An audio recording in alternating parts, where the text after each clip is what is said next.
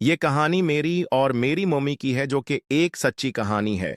मैं आप सबके सामने ये बताना चाहता हूं कि कैसे मैंने अपनी सौतीली मम्मी को तैयार किया, जबकि उनका मन नहीं था, लेकिन फिर भी मैंने उनको मना ही लिया।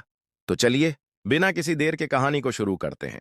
मेरा नाम सैफ है और दिल्ली का रहने वाला हूं। हमारा एक छोटा सा परिवार है, जिसमें मेरे अबू, मम्मी और मेरी छोटी बहन सुबह रहते हैं।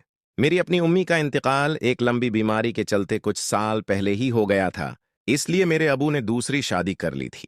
मेरे अबू का नाम जावेद है और वो एक प्राइवेट कंपनी में नौकरी करते हैं, और वो एक बहुत नेक इंसान हैं और मन लगाकर अपना काम करते हैं। मेरी नई अम्मी का नाम जैनब है और वो एक हाउस में पढ़ती है और मेरे टीच क्लास वाइफ है। मेरी छोटी बहन सबा नौ बारे में मैं आपको आगे की कहानी में बताऊंगा।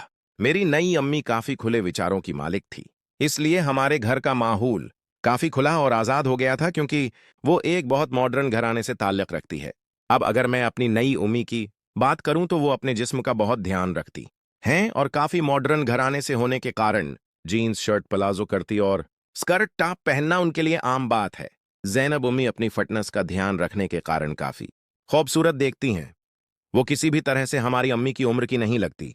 अगर कोई उन्हें देखता तो कहता ही नहीं कि उन्होंने शादी की है, पर फिर भी हम सब ने उन्हें दिल से अपना लिया था। नई उम्मी के आने के बाद हमारे घर में दोबारा से खुशियां लौट आई थीं।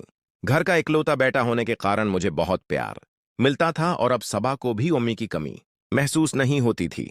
उम्मी के इंतकाल के बाद अबू बहुत दिखी रहने लगे थे, पर नई अम्मी ने उनके चेहरे पर भी मुस्कान ला दी थी। हम सब बहुत खुश थे और जब भी वक्त मिलता था हम मिलकर खुलकर बातें क्या करते थे। दोस्तों, ये कहानी तब की है जब चारों चारों मिलकर खुलकर बातें क्या करते थे। दोस्तों, ये कहानी तब की है जब मैं कॉलेज में था। मेरी इम्तिहान खत्म हो चुके थे और गर्मियों की छुट्टियां चल रही थीं।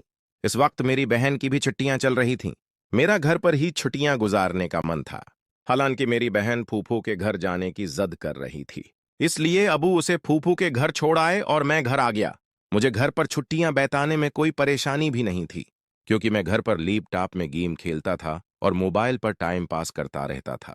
एक रोज की बात है, दोपहर का वक्त था और मैं लैपटॉप पर मूवी देख रहा था।